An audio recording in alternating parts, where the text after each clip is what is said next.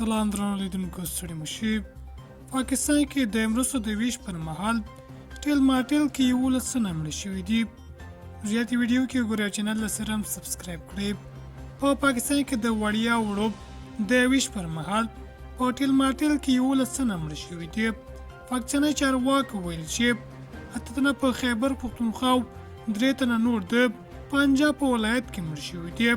پاکستان چې د نغدو پیسو د جدي کمښت سره مخ دي.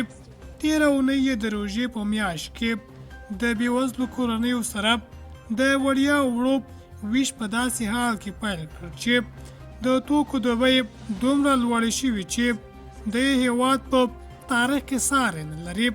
چارواکو ویلي چې تر اوسه یې په پنجاب کې په خلکو 20 میلیونه بوجۍ وړیا وړه ویشل شوي دي. Music Studio